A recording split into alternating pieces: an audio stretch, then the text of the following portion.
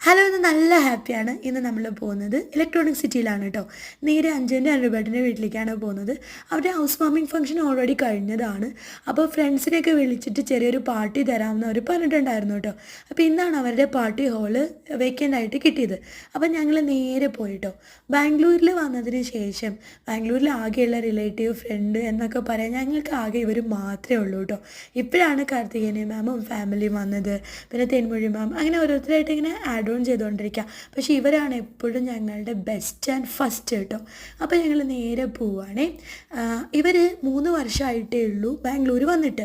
പക്ഷേ അപ്പോഴേക്കും അടിപൊളി ഒരു ഫ്ലാറ്റ് 2 BHK വാങ്ങാൻ അവർക്ക് പറ്റിയിട്ടുണ്ടായിരുന്നു കേട്ടോ.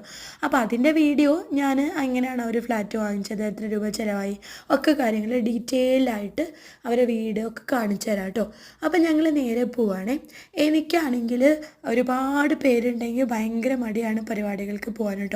അത് നാട്ടിലായിരുന്നപ്പോഴും അങ്ങനെ തന്നെ, എവിടെയാണെങ്കിലും അങ്ങനെ. അപ്പോൾ ഏട്ടാക്കി വായി അവിടെ കുറേ ചെരുപ്പുണ്ട്, കുറേ ആൾക്കാരുണ്ടെന്നൊക്കെ പറഞ്ഞപ്പോൾ അടിയിട്ടു എന്നൊക്കെ പറയാൻ കേട്ടോ. ഏട്ടൻ വരാൻ പറയാം. ഏട്ടനാണ് എന്നെ എല്ലായിടത്തേക്കും കൊണ്ടുപോവുക. എല്ലായിടത്തും നമ്മൾ പോകണം, എല്ലാ റിലേറ്റീവ്സും ഫ്രണ്ട്സും നമുക്ക് വേണം.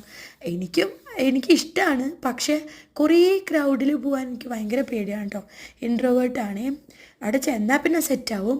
അപ്പോൾ അവിടെ ചെന്ന് കഴിഞ്ഞപ്പോൾ ഫുഡൊക്കെ അവർ കൊണ്ടുവന്ന് റെഡിയാക്കുന്നുണ്ടായിരുന്നു. അങ്ങനെ കുഞ്ഞുങ്ങളും എല്ലാവരും ഉണ്ട്. അപ്പം ഓരോന്നായിട്ട് ഇങ്ങനെ സെറ്റ് ചെയ്തുകൊണ്ടിരിക്കുകയാണ് കേട്ടോ. ഞങ്ങൾക്ക് അഞ്ജുൻ്റെ അനുവേട്ടനെയും കൂടി ഇരിക്കണം, ഭക്ഷണം കഴിക്കണം എന്നൊക്കെ ആയിരുന്നു ആഗ്രഹം. പക്ഷേ അവർ ഭയങ്കര ബിസി ആയിരുന്നു കേട്ടോ. അവരുടെ മൈൻഡ് ഇവിടെ ഒന്നും ആയിരുന്നില്ല. അത് എന്തെങ്കിലും പരിപാടി നടത്തുമ്പോൾ, ചെറിയ പരിപാടി ആണെങ്കിൽ പോലും നമുക്ക് ടെൻഷനായിരിക്കുമല്ലോ. അപ്പോൾ ഇത് ഒരു 10-40 പേരെ വിളിച്ചിട്ടുണ്ടായിരുന്നുള്ളൂ. കാരണം ചെറിയ പാർട്ടി ഹോളാണ്.